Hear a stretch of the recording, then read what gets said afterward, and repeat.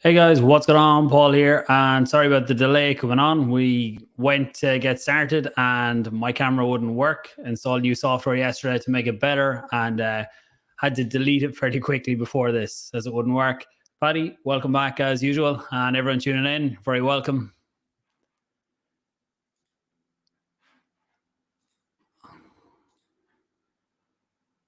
Paddy, you on mute? I was actually. Tons of technical difficulties tonight. It's been a day of madness, and then this is all going on.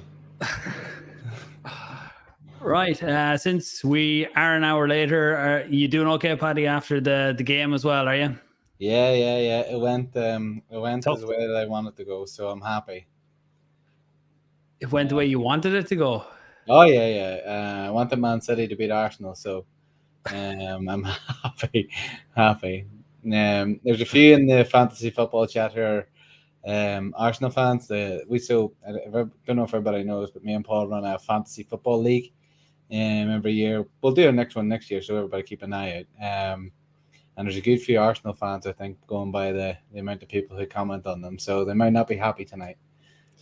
It's been a tough day for crypto. Had some massive green candles earlier today, which we will look at now, and then all wiped out within a few seconds. So, am I sharing screen or are you sharing screen? Yeah. No, you can bring up the charts there, and we can talk about the madness that just happened. All right, let me see what I have here. And then I'll go through all the boring topics after.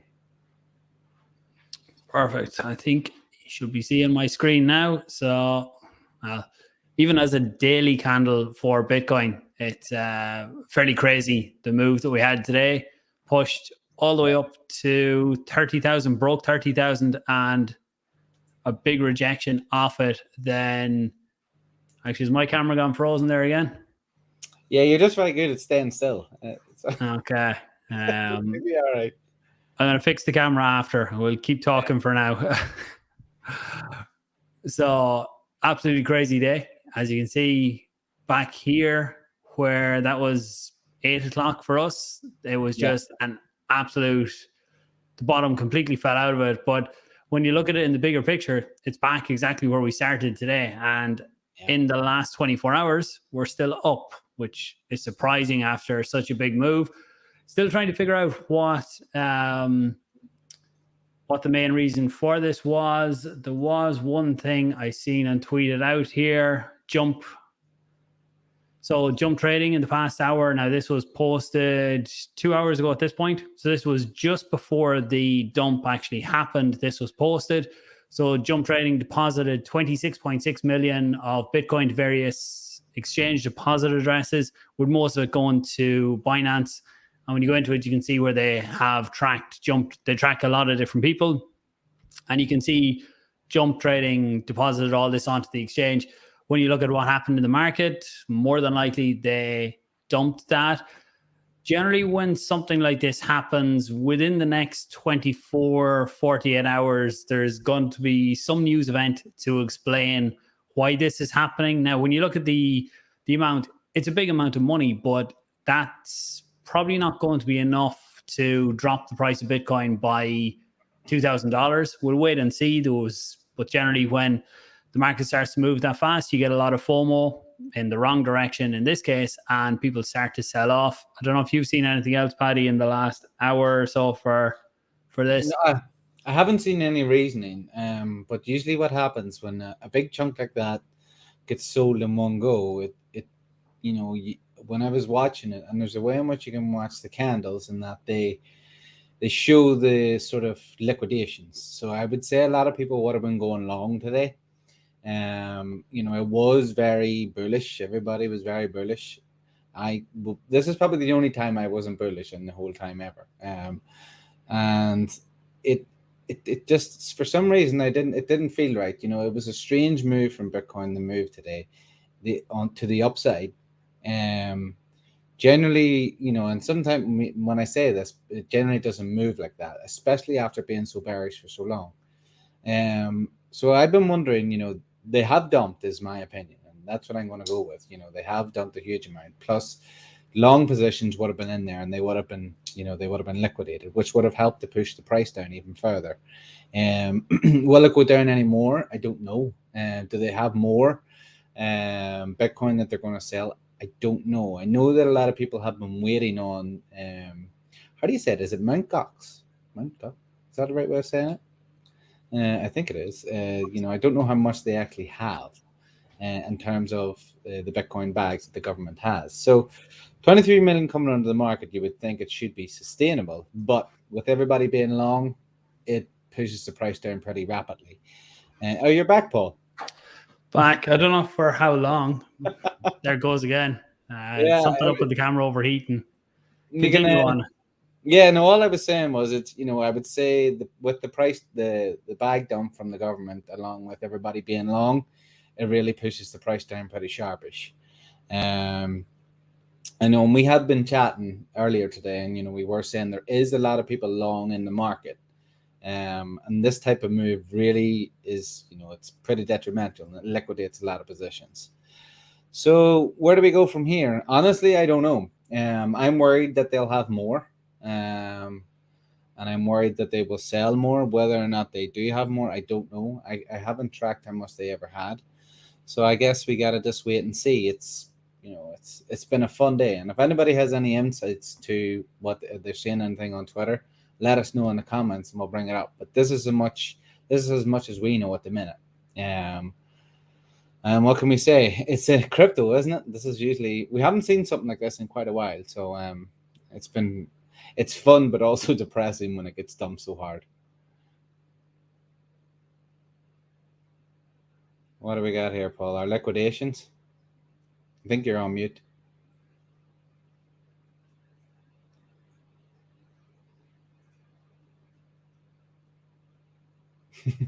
I think I'm going to have to just go into the other topics, Paul. It'll give you 5 to 10 minutes and try and sort a few things out.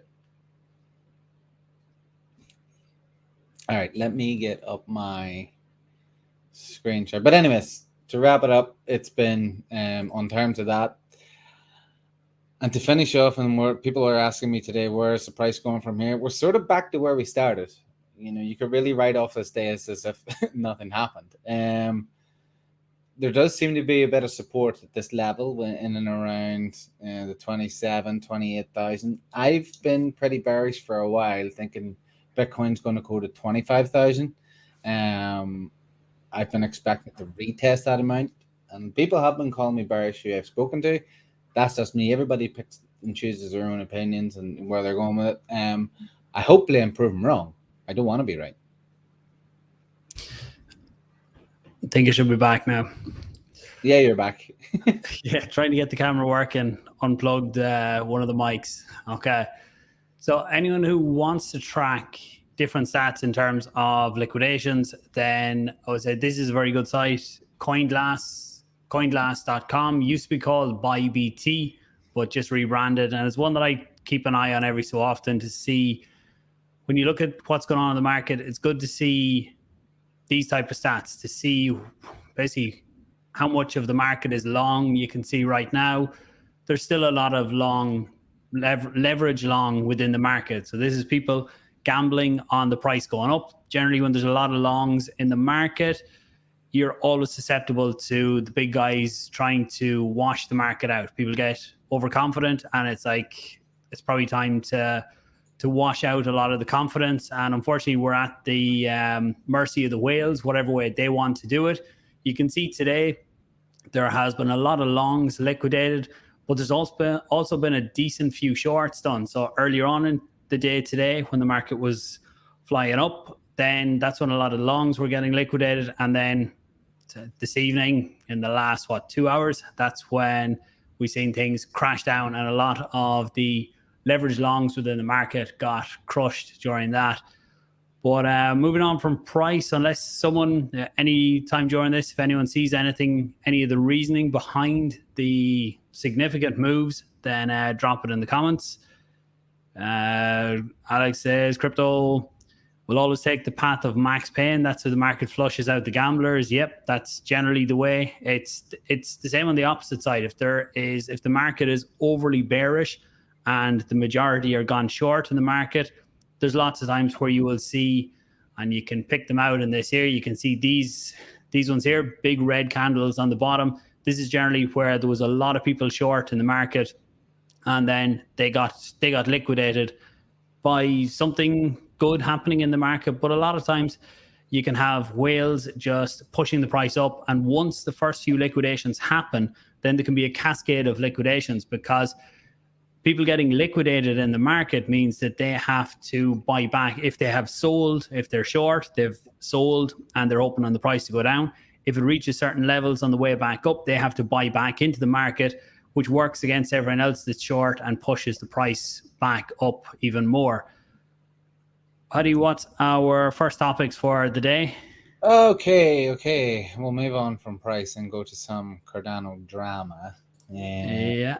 Just say here, Fraden, on Atomic Wallet, is if you have details on that, send it on what actually happened there. Was it someone got your seed phrase or something else happened? Sorry to hear about losing ADA. I would say for anyone, if you have any decent sum of ADA, really do consider getting a hardware wallet. I think Ledger now, it's something $70, $80 to get a Ledger hardware wallet. I know you still have your seed phrase to keep safe, but it gives you an extra layer of security there. So, yep. So our first topic is it's a double barrel, I would say. There's been a lot of drama lately about projects open sourcing, and it's been good news, you know. And I like to see it. It really helps.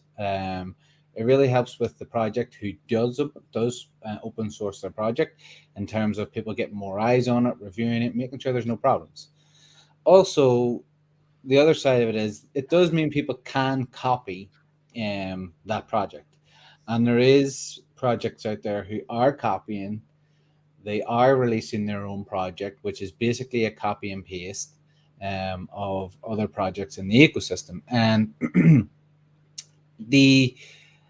I'm conflicted about it. I don't know what your opinion is, Paul. We'll go into it in a minute, but to give my opinion is that I'm conflicted because I'm pro open source in software engineering, in the world of all fully open sourcing everything and making sure everybody has access to everything that's out there.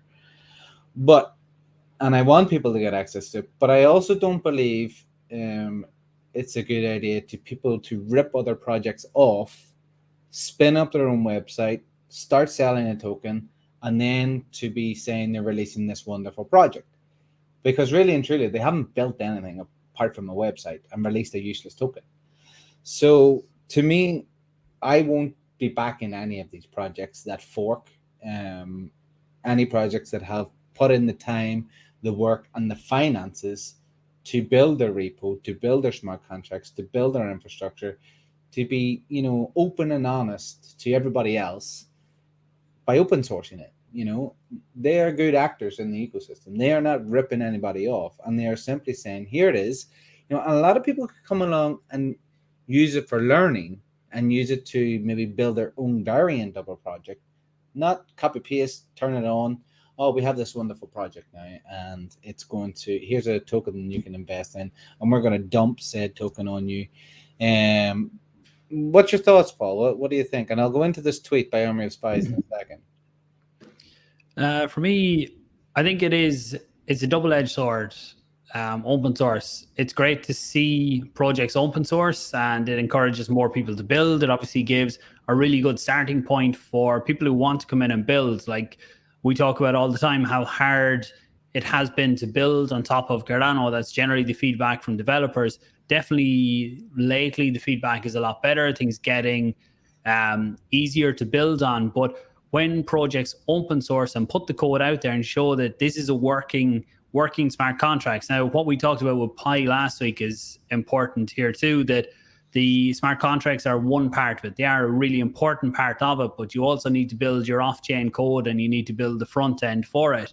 So I would say, I'm just looking for, there's a tweet around, so, and not to be totally slating a project. The tweet that I was looking for there, Paul, was Cherryland and ADA, in that they are basically, it's a copy paste.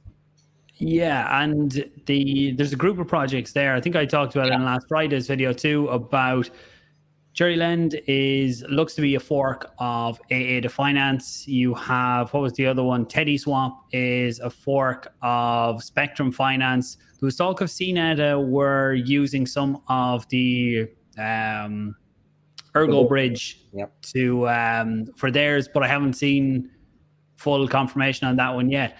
And why I say it's a double-edged sword is because if a project puts their code out, we've seen Indigo Protocol have open sourced their smart contracts recently, Meld have open sourced theirs. There's a few other projects that have been from the beginning, like ADA. I think Mume might be too.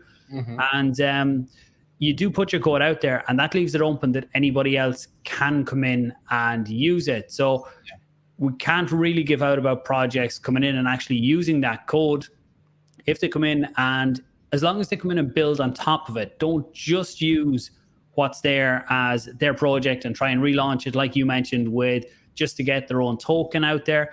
If they come in and use that as their base and build on top of it, then I don't really have a problem, as long as they give obviously the credit to the original, where they got the original code for, or even go back. And another advantage of open sourcing for projects is other developers can come in and look at it, and maybe they build something extra on top, but they can always submit new code into the original to make improvements to that, or maybe find some issues in it, or some fixes that could make the original code even better and contribute back to that. So you do have that side of it too, but we just have to be wary of projects that spin up very quickly and basically come out of nowhere, spin up with a new project, start selling a token really quickly. Just be very cautious of them kind of ones. If you're going to get into them, then when you get in, I would say if the token starts to do well, for me personally, it's always take initial money out of them kind of things as quick as you can. And that's coming in from the investing side. If you're looking to get into projects for the long term, then okay. But in the ones that come out of nowhere and spin up very quickly, generally try and get your initial out fairly quick. All right, but that's mainly all I want to say on that one, and there's a lot of talk going on. There's a lot of people tweeting and arguing and bringing up discussions about what to do and what not to do and what people should be doing. I agree with you, Paul. I think if you're going to copy a project, then I expect you to make it a lot better. Yeah. And I don't expect you to release a token well before the project has been released, because maybe 70% of your work has been done for you. But that's just me. And I just wanted to highlight this as one of our topics today, to give people a bit of info. And, there is a team that are responsible. So this other tweet by Army of Spies and EL, Unpopular EL, I'm not sure who that guy is. I think he does a lot of NFT work, showing that there is a single project or an individual behind a lot of projects like CNETA and Teddy Swap and Cherryland and Toshi Drop. And, and it's good that they're building, and they are progressing and making projects. And a lot of people are against it. But the other side of it, I think, is I'm very much, of the opinion at the minute that they are just releasing tokens to create liquidity without doing very much. But that's just me. Everybody can make their own financial opinion of it and decide what's going on. Don't get me wrong. They might release Toshi Drop, I believe, is live. They might release three other great projects. We don't know that. They're not live, and the tokens are of no use until then. So, I just wanted to cover that topic. Yeah, and look, I hope, and this isn't, us talking here isn't just specifically about these projects. It's just about open source in general and how there's good and bad to it. And projects that it's great to see them open sourcing them, but you do open yourself up to lots of competition, that it's very easy for competitors to spin up a rival dApp, a rival business, if you want to call it, because lots of times you are competing with other dApps for a set user base. Like at the minute, the amount of users using DeFi in Cardano is fairly small. Even in crypto in general, it's a lot smaller now than it was in the last bull market, and the numbers will grow a lot more over the next year or two as the markets get better. So you want to take advantage of as much of that as you can. And see, Danny says here that it's Bison's fault. Yeah. So Like, anyone on Twitter is probably going to be familiar with Bison Coin at this point, and he's another one that splits opinion on whether he's good or bad. But over the last while, he definitely has pointed out a lot of things that are really good for people to be aware of in the ecosystem, and called out lots of projects and people. Not saying everything is right, but he's definitely called out lots of stuff that people should be aware of over the last while. Right. So to move on into, we always have a bit on DJED. So DJED at the minute, with everything that's going on, is looking good. I think we've had DJED long enough for me to give an opinion on it now in terms of how things are going, and then go into, there's a bit of good news at the minute with Malcolm ADA and stuff, but I'm disappointed on the amount of collaboration that's come with DJED. You know, I haven't seen any major players picking it up. There is news that it is going to be used on Malcolm ADA. I don't see any major DEXs. I know there has been discussions and rumors and maybes with Binance, but I'm just expecting a lot more. The circulating supply is only 4.1 million. There's some people out there who trade that daily on a centralized exchange. If they decide to trade that within a DEX on Cardano, the amount of sort of slippage that they would incur would make their trades absolutely worthless. It's just not sustainable. You know, they would incur maybe 10% cost and slippage per trade, so it's just not worth it. So I want to see more, and I don't know what the roadmap was like and the definitive dates and timelines and everything else. But I just want more. And the good side of that is it's okay me complaining, and we do have a good piece of news that Malcolm ADA are going to incorporate DJED into their ecosystem. How that's going to be used, I don't know.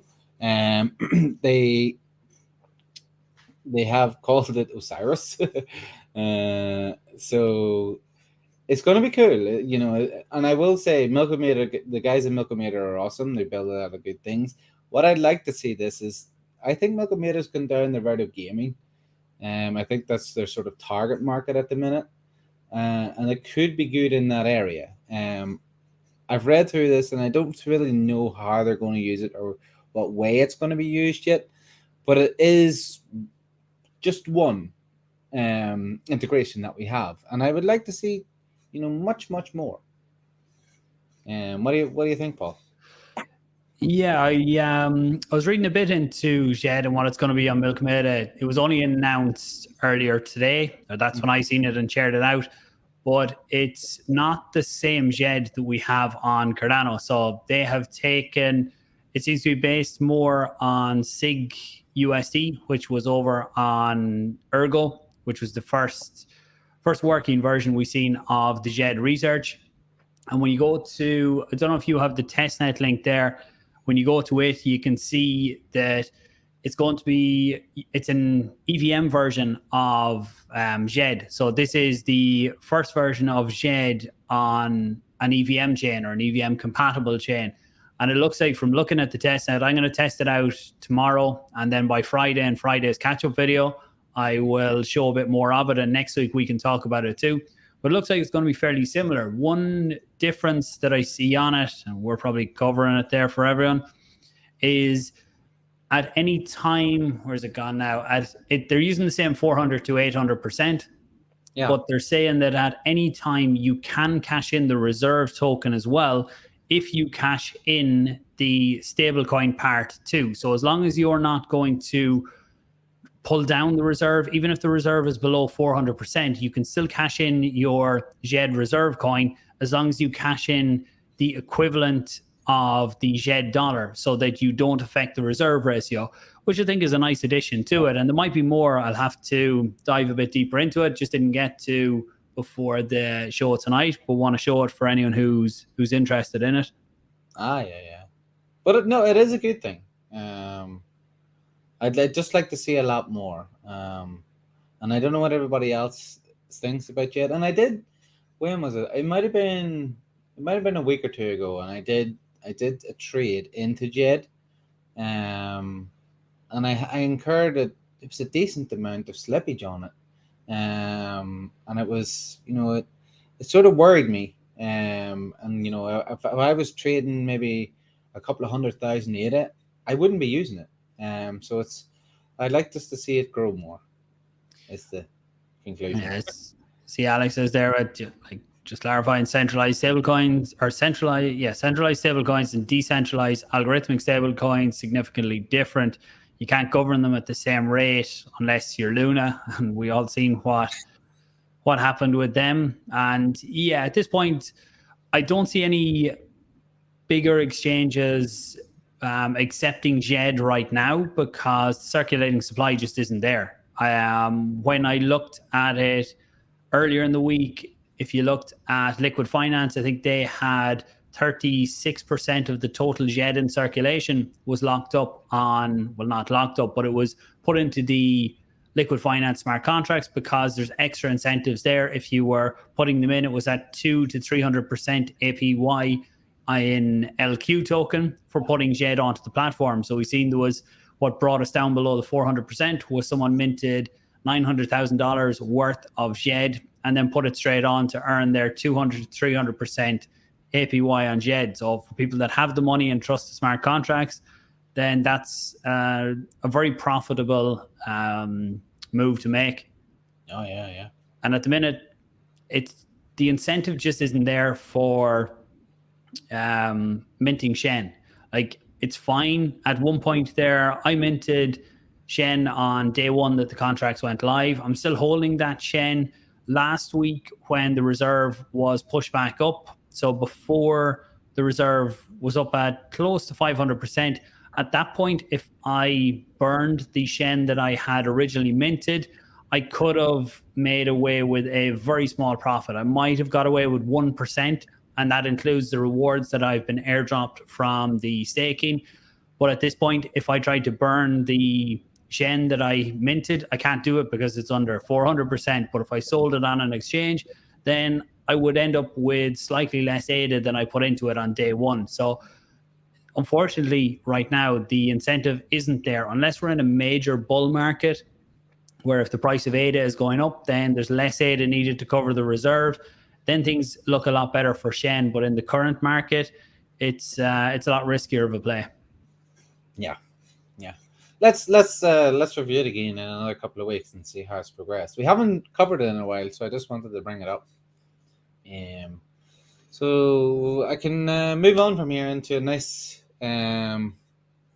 topic that I have, which is tiered pricing. Bit of controversy about tiered pricing. So what we heard to give everybody a bit of a story, Mail obviously released their project open source, and a lot of people were speculating, what could be the reason why they cannot release.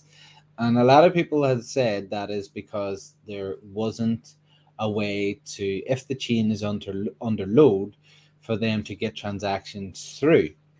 So after that, you sort of started to see murmurs from IOG about tier pricing, and there was a paper released. I couldn't find the link. I'll have to dig it up and put it in the comments later. Stipulating research into tier pricing, and there had been another white paper that I read some time ago, so they'd already done research on this. So it was expected that tiered pricing would be coming into Cardano, and everybody can let me know what they think, if they're pro or anti tiered pricing. But in short, and we can go through the tweet here from Jay Shine. It's a good tweet in that he breaks down what he read from the paper. It's basically going to break up the block into different prices that you can pay for. So the idea that sort of Mail they're looking for is they'll pay a premium to make sure that transaction gets through, and the block will be split up into, I think it was 50, 30, and then 20 of the cheapest, and then the next tier, and then the next tier being sort of the premium one to make sure that one gets through. And I'll go through this tweet in a second. And if they were able to do that, a lot of people are against it. I don't mind it. I'm fine with it because a lot of the transactions I do, I'm not too worried about speed, but there might be times where if I have a transaction, say I'm getting close to being liquidated, I'm happy to pay a premium to make sure that I don't. So, but then there's people saying, well, it should be open and similar to everybody, and this is Cardano, and we don't do it that way. We're not like Ethereum, and we don't want massive pricing. So there's that other side of the camp. What's your take on the whole thing, Paul? When we peed on, was that 2 weeks ago?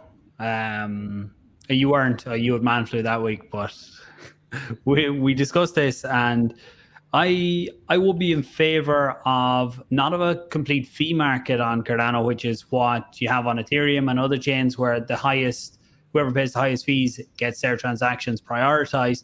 But if the tiered fees, I do like the idea of it, where you're essentially splitting the block up. Now, if you go down in that thread, there is a short-term pros, and the cons is down towards the end of it. And I don't think, now I have flicked through the research paper. I haven't looked at it in depth yet, but it seems to be that it wouldn't be a set number of tiers within the block either, that would be dynamic, and they would all be at different levels on what the fees that can be paid. There would always be a certain amount of the block reserved for lower transaction fees. So that would be your standard transaction fee, which for us right now is roughly 0.17 ADA, 18 ADA, whatever, depending on the number of assets you're trying to send. And then people who want to, say there's a liquidation has to happen on lending and borrowing. So it has to be liquidated as quickly as possible to make sure that you get the certain market value, that the collateral covers the loan that's been liquidated. I could pay 2 or 3 ADA to make sure that goes through. So it's a higher fee, but to make sure that a big sale goes through, then it's worth it for me. There is other ways, like you potentially have traders coming in then to look at this, and there will be, I don't know if you call them opportunities or potential risks of people coming in to take advantage of this and being able to put in orders first and put in a higher fee to get in there if you see the market moving.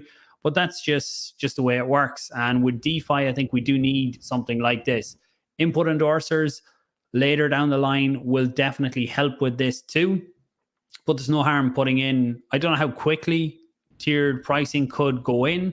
I don't know, was it Jay or someone else that put together what this would look like in JavaScript as well, just as an example, and threw it up on GitHub for people to have a look at and see how this might play out in terms of the fees and with different parameters in there.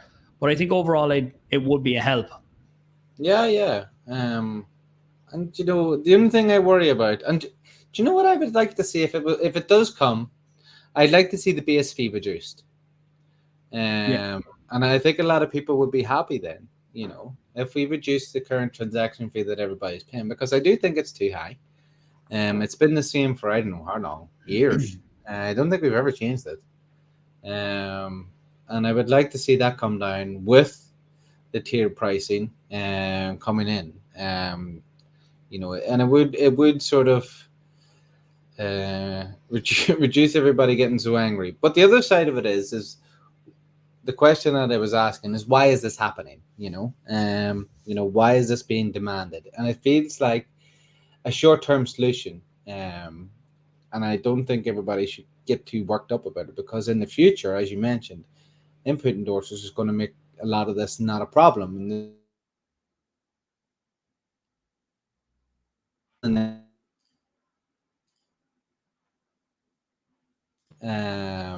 but if there is a massive load, there could be a problem. Plus, people could probably put the chain under load purposely.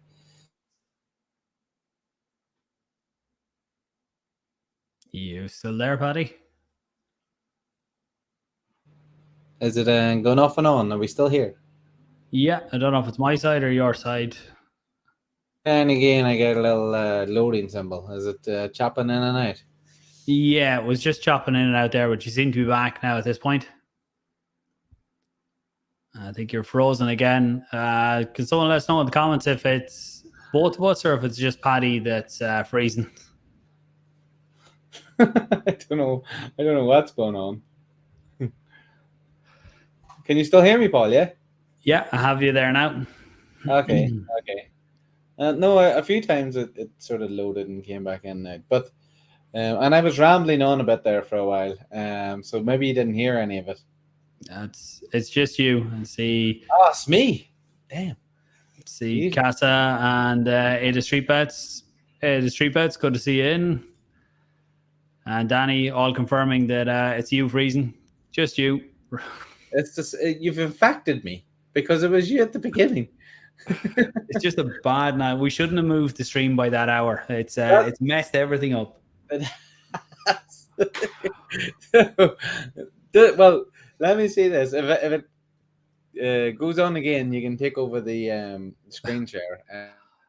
Any thoughts in the comments on tiered pricing and opinions on it? Is it something people will be in favor of or not in favor of? And to me, I think even when we get input endorsers, which I don't think comes this year, I think that's late next year at best, being honest, because we have to have governance in place first, and governance has to vote in how input endorsers will come in because it changes a lot.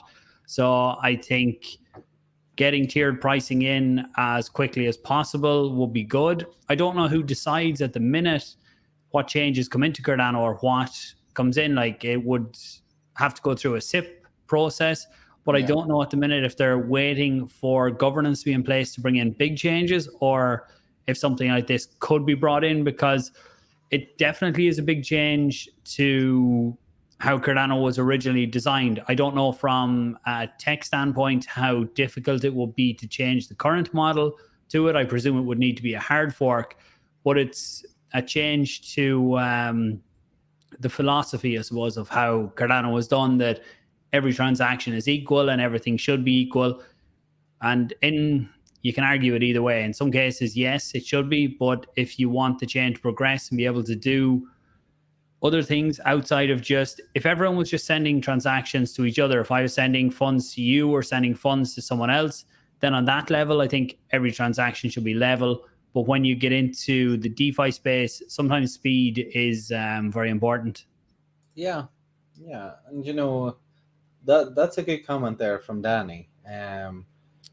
You can imagine, and this is why I don't like the current fee-based system. And to diverge onto another topic, if and when Cardano will go to $5 and $10. There's no doubt about it. It's a massively growing ecosystem, and we reached $3 with next to nothing on there. And you can see the growth over the past year, and it will continue to grow. So when it is $5 and $10, and then don't quote me on any dates or times, I don't know when that's going to be, but it will happen. It is going to be an astronomical amount of fees that sort of Cardano hates. And that's why we've taken so many people from Ethereum, because they hate massive fees.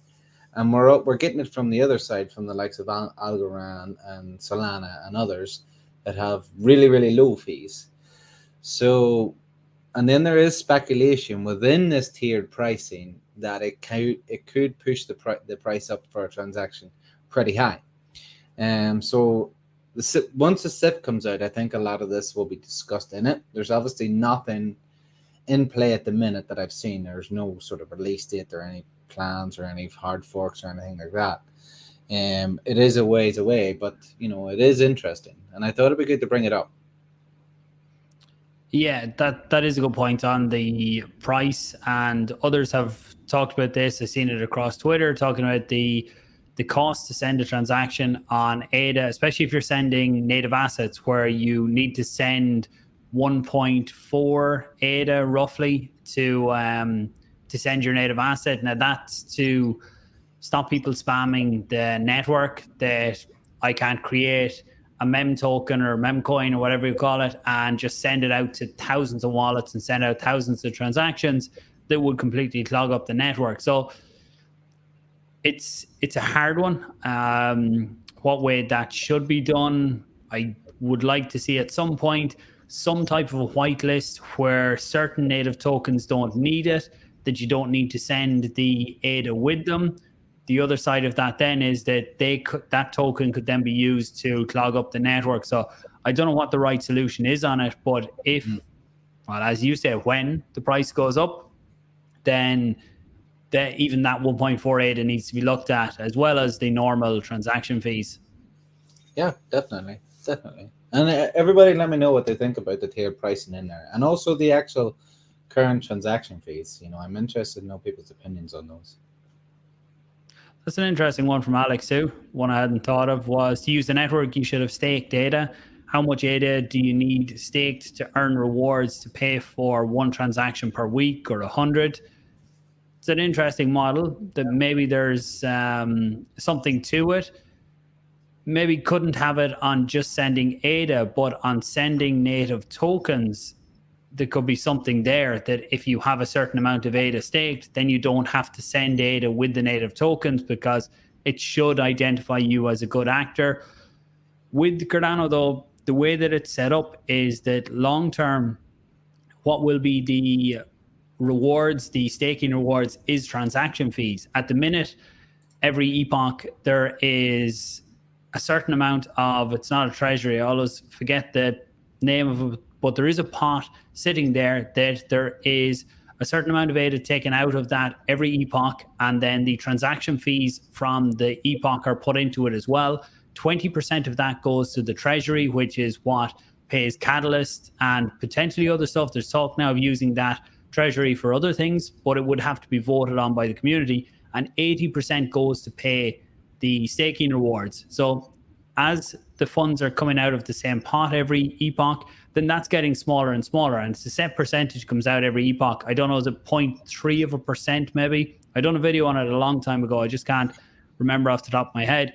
So we do need transaction fees at some point to start raising up to make staking rewards sustainable in the long term. Now that pot won't run out for, I don't know, is it 100 years or something like that? But at that point, the staking rewards, if it was fully dependent on just that, they will be very, very small, like 0.1% or even smaller, which does take away the incentive for lots of people to stake. Mm-hmm. What else we hear? The fees are charged to those that don't have enough staked tokens to earn the rewards to pay for the usage of their block space. It's definitely an interesting model, one I'll have to think on. It's not one that I had heard of. It says it comes from an EOS perspective. Stake tokens give you a transaction quota. It's a bad system and Cardano is better. Yeah, there could be something there in terms of not needing to send the ADA with your native tokens, though. That you still pay your transaction fee, but you don't have to send the extra ADA if you have, I suppose, reputation within the network as being a solid actor. Enoch says he's in favor of them. Roki is late. You just missed lots of technical issues, really. And we covered open source. We covered a bit on what's going on with the crazy markets. We haven't found what actually caused the complete spike and then drop today. But we will maybe see if anyone has heard anything. Let us know below. But what have you got up next for us? Yeah, I wanted to bring up. There's two nice topics, and just to finish off on that tiered pricing and to give everybody a story. Paul, do you remember when it was found out that stake pool operators were able to sort of, how can I say this in a non-critical way? They were able to sort of fudge the sort of processing of transactions to be able to take in the transactions that they wanted to process into the network by doing certain things within their stake pools. And it meant by reducing the amount of incoming transactions that they could hold on their stake pool and then subvertedly bring in transactions from another location. Now, I don't know if that was ever resolved. I think the last I seen on it was the community tries to make sure it doesn't happen. Did anything ever change on that? I don't think so. I think it's basically community pressure and people monitoring the network to check out that type of activity. And generally, if the community starts highlighting it and someone isn't acting in the community's best interest, then you will start to see a lot of stake move away, because the people that have their ADA, they hold the power of supporting stake pool operators. So the ones they want to support, ones that they trust, that are going to obviously give them their staking rewards, but also do good by the network and do good for the overall network. One Danny mentioned there about Babel fees. That's something I haven't heard anything on it in a while. From the first time I heard of Babel fees and what it was going to be, it's something I really wanted to see on Cardano, which was, for anyone who hasn't heard of it, basically you can pay your transaction fees in the native token, and then essentially under the hood, what happens is the fee you pay in the native token, there are SPOs on the back end that are scanning the ledger all the time for them type of transactions. They go in, they agree that they will take the native token that you have submitted, and they will substitute the ADA for that transaction, and then the transaction can get processed. The SPO takes the native token, and the transaction underneath is still paid for an ADA, but to the end user, they've paid in their native token. So to them, it's a win-win all around. You would have to pay slightly higher fees in the native token, but it's a lot easier of a user experience. Yeah. I just want to bring that up in terms of it's been a while since anybody talked about it, and I would expect some discussion on it when we go into tier pricing. I'd hate to see the scenario where only stake pools, well, it might happen actually, certain stake pools only process critical transactions. I'm not sure it can happen, but who knows? You see, the same incentives aren't there on Ethereum. Well, when it was proof of work for processing the transactions that are paying the most, or with Bitcoin miners, then you get the fees for processing them transactions. But with Cardano, the stake pool operator doesn't get the fees for the individual transactions that they process. All of the transaction fees are put into one pot, and then they're split out over every delegator in the Cardano network for that epoch. So we don't have that, but I haven't heard, as far as I know, it's still possible for SPOs to prioritize certain transactions coming from certain dApps, but they can't see individual transactions, as far as I know, and start to prioritize them. Generally, when transactions come into the relay, it's done on a FIFO, first in, first out basis. So first transaction in is the first one processed out. That's me. I think that's it on that topic then. Any comments you want to bring up? Catch up on these, and then we can go on to the next. If you need roughly 300 ADA attached, pay for one, as this was just talking about Alex's suggestion on where your staked ADA can count for your TX fee. And I think Crawfish, what he's going by there is that your staking rewards would pay for your TX fee. What I picked up on from Alex's was that it wouldn't be you would still get your staking rewards, but this will be an extra bonus on top. And if I read that wrong, Alex, feel free to correct me there. And I think, where else have we?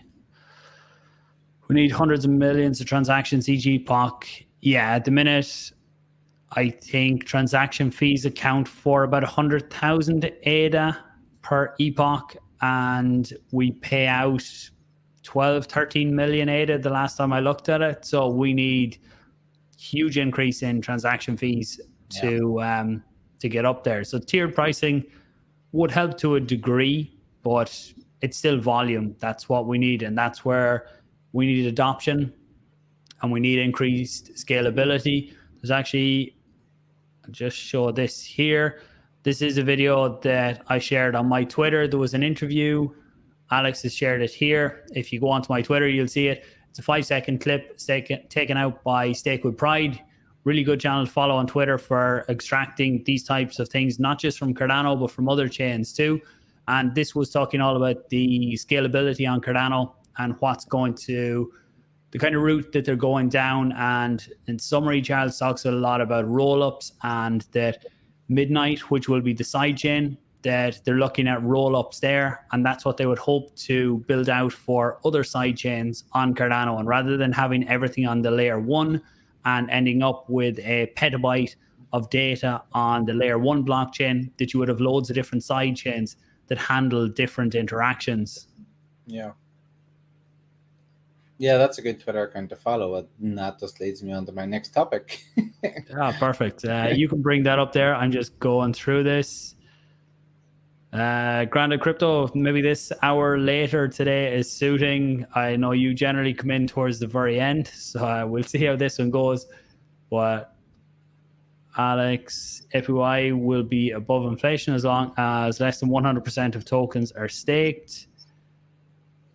Remember to breathe. I'll try and remember that. Alex says it's a sustainable fee model unlike everybody else's. Yeah, with all the low transaction blockchains, I don't know. Generally, when you look at the staking rewards that are paid out, it's not paid out from transaction fees. It's paid out of extra tokens coming into circulation, which we kind of have now on Cardano too, in that it comes out of the reserve pot every epoch. But at some point, that's going to be exhausted. Grander Crypto says he likes one pot. Special fees are a bad idea. If you want it, go to another blockchain. In Cardano's current form, I think we really need it on how quickly transactions are, that we do need some type of prioritization, but we do need tiers in there, not where it's the highest fee gets paid. If you don't have a fee market, people will bribe SPOs and there will be a bribe market.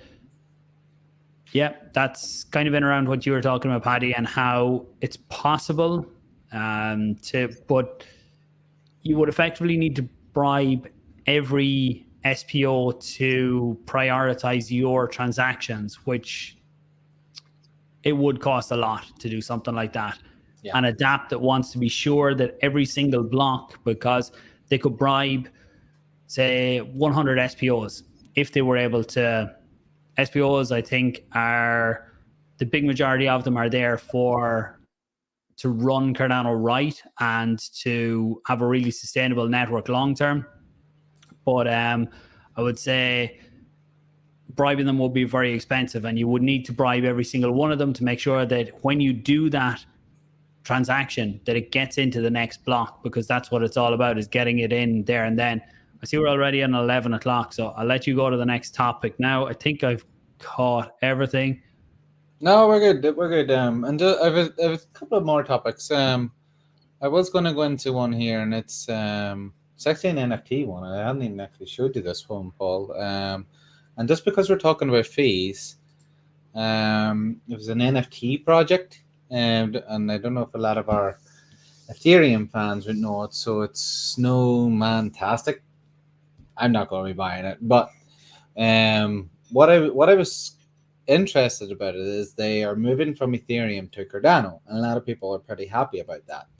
And it's down to basically fees, is what they're saying, you know. And everybody knows that Cardano is massively cheaper. Plus, also, it's a better system for minting NFTs. You know, it's outside the requirement for smart contracts. So, you know, this is a pretty big project. So, and not to delve too deep, and we can have another NFT week, maybe in a week or two, is that we've seen over the past week or two projects leaving Cardano to go to Polygon, or running on Cardano and Polygon. And it's good to see a pretty big NFT project coming from Ethereum to Cardano, because that's been sort of what we've wanted to see in the Cardano ecosystem. You know, everybody knows the technology within Cardano is better. Everybody knows that the ecosystem is cheaper to run everything on, and it's more decentralized. It's just Ethereum has been there longer. Now, they do have a few things that are a bit better, and we'll catch up within maybe the next year or two, with scaling still on the roadmap. But we're obviously miles ahead in terms of staking. But not to go down the whole Cardano Ethereum, we'll do that another week, Paul. Maybe do the comparisons. It's probably a good video topic. But it's good to see that an NFT project is moving because of the fees. And there's me complaining about the fees being too high. This project, I haven't heard of it at all. I think I've seen something in my Twitter feed on it today, and someone commented questioning whether the amount of followers they had versus likes and something was real, but I didn't get a chance to dive into them at all. No, I wouldn't be endorsing it at all. I don't endorse any projects. There's no endorsements here, and I wouldn't advise anybody to purchase any of it. But it was good to see, and it could be paid, one of those paid followers sort of process. So, moving on into an interesting topic from charge. Oh, what do you want to go with this?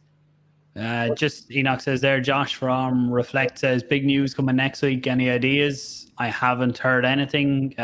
Josh and Reflect are all about NFTs and kind of a VC fund for NFTs. Okay. But I haven't heard anything there. Just before we go on to the next one, Crawfish says, well, once Hydra is finished, couldn't any dApp that needs faster transactions just open ahead, thus negating the need for a fee market? Do you want me to take this one? Because I don't think so. And I think a lot of people have a misconception of what they think Hydra is going to do.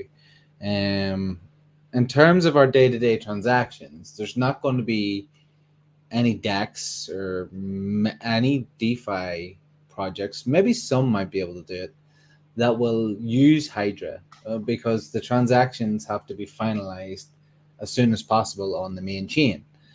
And what I mean by that is if I do something, I can't open up a Hydra head and do all sorts of transactions for a period of time and then expect that to be replicated on chain for me to do other things. Hydra is very good at doing, in its own ecosystem, thousands of transactions. So I'm not very good at trying to figure out some use cases, but gaming is a very, very, very good one. Where I could do hundreds of thousands of transactions within a Hydra head per se, or an ecosystem, and then they all get rolled up and sort of into the main chain when the head is closed and everybody's fees are sort of given and moved about. I don't expect it, and Paul, you can correct me if I'm wrong, or if you know any projects that are going to be looking at it. And I know Sunday have been investigating it, but I just don't see any use cases for it in the DeFi ecosystem at the minute. Not in its current form. I don't see a use case in there because lots of times you have to open up the Hydra head and the participants within that can do their transactions, but then you need to close the head and then the transactions get confirmed back to the main chain. So it would happen within that head, but most times if we take the liquidation situation where one dApp they have a loan that needs to be liquidated, they need to go to an external DEX and perform the transaction there. So they would be basically doing a sell order on the DEX and selling off one token to get back, or selling off the collateral to get back whatever was given out in that loan. So something like that couldn't be done in Hydra. Potentially we will see use cases for certain dApps. I think in gaming, there is lots of potential in there for Hydra, and things where everyone comes in, their funds are put into it, all the users come in together, they put in their funds into it, and then every transaction that happens within the Hydra head is near instantaneous. And then when the Hydra head is closed, everything is settled back to the main chain. But for some of the cases we're talking about, I don't think it works. Yeah, and I just want to bring that up. A lot of people have high expectations for it, and it has been bigged up as this groundbreaking thing that's going to massively improve performance. But I don't think it will be. It's not going to do much for the main chain. And the very good example that I've talked about with people, and you've probably seen it yourself, Paul, is, for example, if you're playing like poker, if you're playing like Texas Hold'em, everybody buys in. I buy in, you buy in, everybody in the comments buys in, my 1,000 is in. It's now in the Hydra head. When the game is done and the funds have been allocated to me as the winner, obviously, because I'm going to win. Joking. And then that is replicated on the main chain, and everybody else's fees have been deducted. So that's a very easy, simplistic way of looking at it. But there's actually a good topic that we could discuss. Is it Ouroboros Laos? Laos? Am I saying that right? Yeah, as far as I know, the next Yeah. So consensus. I think that's gonna make a massive difference, and also import endorsers. And maybe we should go into these two a wee bit more detail. And I need to research on Ouroboros Laos, because the last I looked at it, it's to have blocks for consensus and blocks for transactions, and it's going to do magic, and that's going to make massive performance improvements. And then you probably know more, and this is why I had this one on Stick with Pride had a good video up, and we'll put the link down below. Is where Charles talking about all the scalability that is coming. So there's multiple different variants coming that's going to massively improve the speed of the chain. And we're not slow at the minute by any means, but some of these things that are coming are going to massively improve it. Yeah, I didn't realize you were going to bring that up. That's the video I was saying there a few minutes ago. Is good for anyone to get the summary of scalability and some of the solutions that Cardano are looking into. Yeah, no, that's a great one. And Charles is a much smarter man than myself at explaining everything that's coming along. So give that a watch, and try and understand it, because there's so much coming. It's gonna be awesome. To me, if anyone was to say what am I most excited about, I'm gonna say input endorsers. That will most definitely improve performance. If you want to put a factor on it, by 10, would be my guess. What would excite you the most, Paul? Input endorsers with the solution. They have said that they have something in the pipeline for finality as well. So how quickly your transaction settles on chain. For me, that's a really big one going forward. Like at the minute, we have 20-second blocks.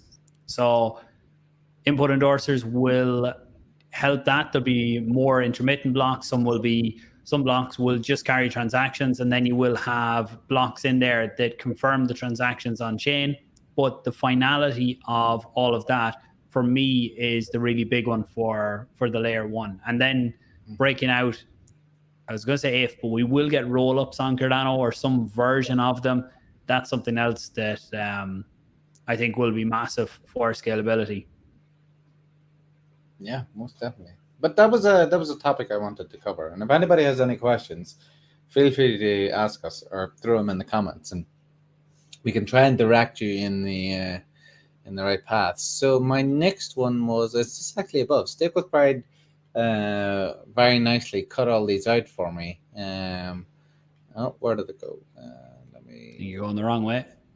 Yes, share this one. So I have two to share, and so ChatGPT, it's the trending topic, and I seen a trend that it took the likes of Google 6 to 12 months and to get 100 million users, and it took ChatGPT like 5 days. I was like, what? It's unreal. AI is taking over the world. But there's a good video there's a child talks about it. So that ChatGPT will be able to use no code, low code to generate smart contracts. And anybody doesn't know what that is. So low code, no code is a process where you have in most styles of it, it's a drag and drop buildable component system where say I want to build a UI or a website, I can drag buttons in, I can drag fields in, I can drag forms in, rather than write it in an actual code. So the idea, I believe, is that they're going to go with and they're going to visit is to somehow integrate into ChatGPT. And I know people are creating plugins, the ability for it to, you type in anything and it'll generate a lot of things for you, for it to be able to spit out the templates for that you could then use and start making changes to. And I think that would be awesome. I think it'd be a good start, but you can only imagine what's going to come out of it. And I also think that the worrying bit for me on it is the auditability and the verifiability overall. Do I trust AI? No, I'm a bit paranoid about it because it's going to take my job. But I'm not allowed to like it because it's going to make me redundant one day. Yeah, it is crazy what it can do already, and all we're seeing is the publicly available versions of AI and ChatGPT, what it can do. I can't wait to see what's going on behind closed doors with AI companies when you see every week the stuff that's coming out. Granted, Crypto says there about how do we make smart contracts with a simple GUI interface. That would be Marlowe, and that's kind of what I don't know if Charles talks about it in that specific interview, but Marlowe is all about building blocks for smart contracts. So as far as I've seen, these would be simple smart contracts. So it wouldn't be for running a DApp or other things on chain. It's more for building contracts between me and Paddy. If we want to make a deal between us, we can build a smart contract for that. You don't need to know any code. You just drag and drop the blocks that you want to build up that smart contract. What are the parameters? If this is met, then this happens, and we can put our funds into it. And then depending on what happens, the smart contract sends out the funds or whatever it's built to do. So ChatGPT would be the next level on top of that, as far as I gather. Like Marlowe is for your really simple. ChatGPT would be, or whatever version of AI is used, that will be then to build your slightly more complex smart contracts. But in terms of building dApps, I think we'll still need some developers for doing that, Paddy. So you won't be fully out of a job. I'll be gone. I'll be retired unless I build the AI system. I'll probably just gonna have to find a new career. But while we're talking about ChatGPT, and and it was a bit of fun that I had with it, I asked it, and and it probably relates to Grant Crypto had a comment there about how it's going to make it more capital, but I'm not too sure how you can maybe find that one somewhere. Not too sure how all these changes are going to make you more capital, but I'll give you a prediction from ChatGPT, and this is not financial advice, and that's the first time I've said it here tonight. And I got it to use old data, so it is predicting a $4 and $5 ADA by 2023. What do I think? Oh, it's a bit unlikely. It's probably going to get liquidated if it's going long at the minute. I can't see it. You never know though. You never know. But I would say no. And it's doing the opposite of what I thought. So $4 and $5 the end of 2023, and $1.50 to $2 by 2024. I would sort of flip that if I was to say anything. But this was just me playing with ChatGPT, and I wanted to bring it up. I don't know what you think, Paul, if you have your own sort of interpretations or if you had fun with it. Yeah, with ChatGPT, as far as I know, it still doesn't have access to the web. So its data model that it was trained on is sometime in 2021 is the last data it has access to. So it's really good for some things, but there's other alternatives out there that have access to the web that are able to go out there and pull back information from the web and build its answers out of that. I think the Bing one, and there was another one, but the quality that you get isn't just as good. But they're all going to get refined and improve over the next months and years. And what we will have in 2 years' time will be crazy, even compared to what's there now, I would say.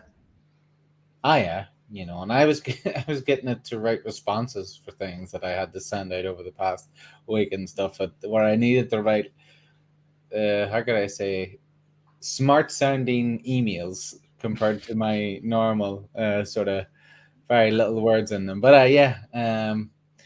it's groundbreaking and it's awesome. I love it. I ask it all sorts of random stuff every day. So if anybody's not using it, you should start using it.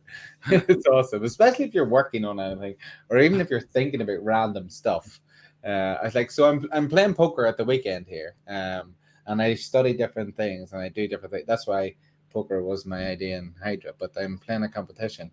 and I was getting it to give me things to study and research and blah blah blah and strategies, and it's like, damn, maybe I just get it to play for me. It would be absolutely awesome. Devon asked there just about the expected next hard fork. I haven't heard any dates on that actually. Normally there should be 2 or 3 per year, but I haven't heard anything on the next one.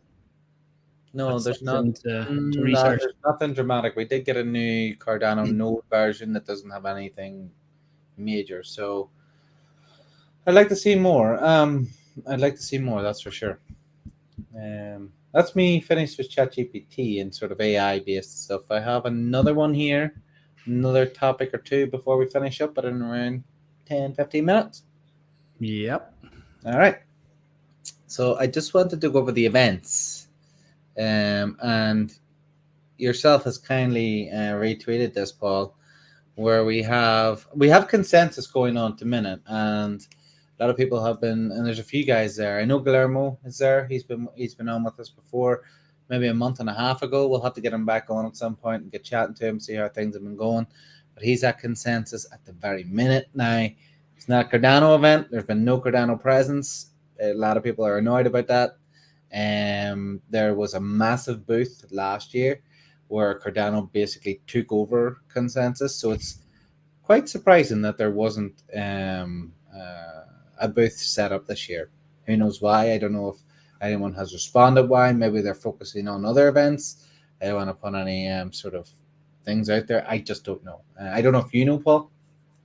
Yeah, I think for Charles there was some conflicts, and in general there was other events that there was conflicts with that this year. I know Big Pay is out there, and he was having a Cardano meetup, and I think some of the Singularity Net guys were going to be there, and a few others. I know there was one person from the Cardano Foundation was going out too. So, but they didn't have an official booth within consensus. Like last year when you seen the videos that were going around, it was massive, the presence that they had there. Oh yeah, it took over the place. I didn't go, but the pictures would be just everybody was at Cardano booth.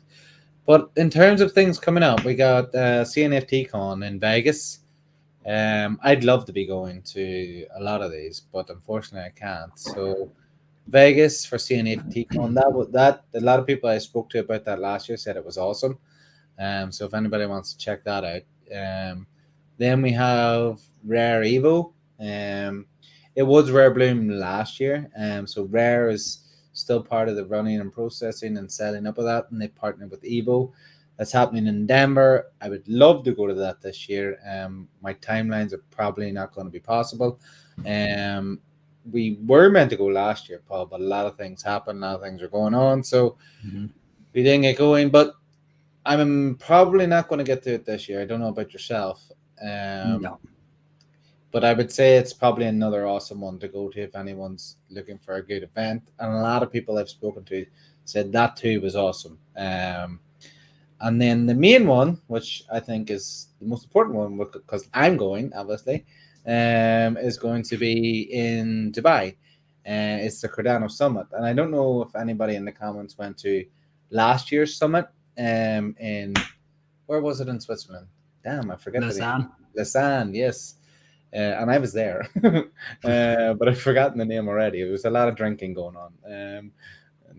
But this year it's in Dubai, which I was surprised by. You know, it's a pretty prestigious place to have it. But there was a tweet by Fabian there recently, and it looks awesome. And it's giving me FOMO. I probably was about 70% going and 30% not. And then I seen his tweets from Fabian. I was like, oh, I am definitely going now. There is no way I'm not going. That looks absolutely awesome. And there was another picture somewhere. I don't know if it's in the tweet. The other one got deleted. Oh, okay. There was one of a desert that looked really, really good. But yeah, oh, okay. It's not meant to be out yet. Okay, that one's gone. So it's like the conference is in the desert or something. But yeah, that I'll be going to. So if anybody's there, I'd love it if I don't know if you're going yet, Paul, or you're still to work things out. We should try and go live from there this year. That would be awesome, and also meet a few people. Yeah, if we get there, we kind of done a spur of the moment live stream last year, and there was connection issues and stuff like that. But we definitely do. I'm not 100% on going yet. I'm gonna have to wait and see how the markets play out over the next month or that, because Dubai isn't going to be cheap. So we'll see how that plays out. But I definitely would love to go, and if we do, we'll do a proper live stream from the event. Yeah, I think I wasn't fully prepared for going live last year. I was a bit camera shy. I should be all right. I should be all right this year. But yeah, that's the events that are coming up. So I just wanted to bring them out to people and make people aware, and let us know which ones we're going to. And if anybody's going, and closer to the dates, a lot of people go on their own. If you're going to be doing that, let us know. Hit us up with a message. We'll meet up. We'll have beers, drinks, whatever. I don't know the rules and regulations and laws in Dubai, so I don't know if we can have beers, but maybe we can have. I don't know. I don't know what's. I've never been. So if anybody's been to Dubai, and please tell me you can drink somewhere. So yeah, that's my Irishness coming through, isn't it? Oh, that's it. Yeah. Anything else before we close up? I don't have. I had a random topic on Binance, but I think we're very close to time. I'd rather finish it up for an hour and 25, near an hour and a half. That's been good. Yeah, I suppose we can just highlight it for anyone that didn't hear it about Binance US had to pull out of the Voyager deal. Most people probably know this already, but if Binance US were going to buy out Voyager, so Voyager didn't have enough funds to fulfill all the withdrawals on the platform, so they shut it down.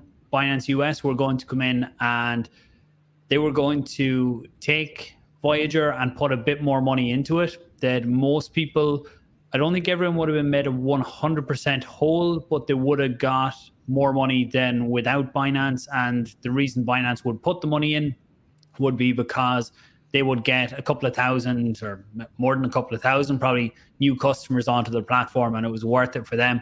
But with all the regulations and everything that's going on, then Binance have pulled out of that because it's a bit of a mess in the US right now.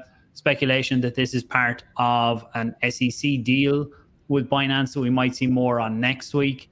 Does that line up with the crazy markets today? I don't know. Is the crazy markets just earning seasons in the stock market, or is there something at play with where we will see a deal with Binance and the SEC next week? That's pure speculation that I've seen out there. No one has given any legitimate links on it, but it's one of the rumors that's there.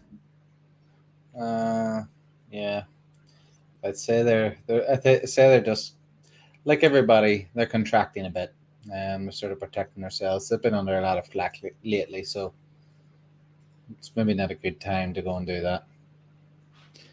Yeah, you don't want to attract more attention out there than necessary. I just want to finish up with our crazy day we've had. So crazily enough, which I wasn't expecting actually, we have bounced and gone back to 40 cent and a bit, off 37, say 38. So what a crazy day. I guess the dump has been eaten up, and there's probably more people going long again. Will this hold? Who knows? I can't give any recommendations to anybody at the minute. It's just crazy. Yeah, mad day. If you look at a coin market cap there, and Cardano is still up 3% for the day, for the last 24 hours. So after the day that's been in it, crazy. Bitcoin still up 0.6% after the crazy day it had. So not bad overall. I just don't know.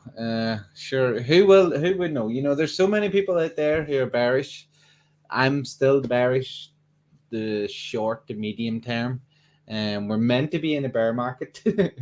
It feels like we're entering into a bull market, but there's no real reason. and it's screwing with my mentality. And maybe that's a good note to finish on. We're meant to be in a bull market. Well, not in a bull market now, but we should be out of the bear market at this point. Going by Bitcoin, previous Bitcoin cycles, we should be out of the bear market and in that in-between stage where we're starting to get into the bull. But Bitcoin halving next April, May, potentially March, depending on how the blocks go over the next few months. That's generally the real kickoff season after that. But we'll see what happens. Everyone that tuned in, thanks very much for tuning in. Do appreciate it. Actually, on the rise this morning, that is one of the reasons for it was about the banks. There's another bank that is potentially going bust. It wasn't First National, was it? What was I'm not going to think of the name now, but it doesn't matter. Pretty big bank. I think the 15th largest bank in the US is potentially insolvent, and it sent the markets a bit crazy. The stocks in the bank, the trading was halted because it dropped so much in the market, I think nearly 20%. And we've seen the rise in Bitcoin then after that. But we'll see what happens next week. Thanks, First Republic. Thanks, Grando Crypto. Yeah. So yeah, that was definitely one of the big reasons probably for the Bitcoin rise earlier on today. What dropped the market? I think we'll see that in the next 24 hours or so. There'll probably be some news out there. If I see it, I'll retweet it. Maybe Friday's catch up, be able to put it out either. Paddy, thanks for joining as usual. Everyone that tuned in, do appreciate it. Give the video a like. If you haven't, subscribe if you're new, and we'll be back next week. See you later. Bye-bye.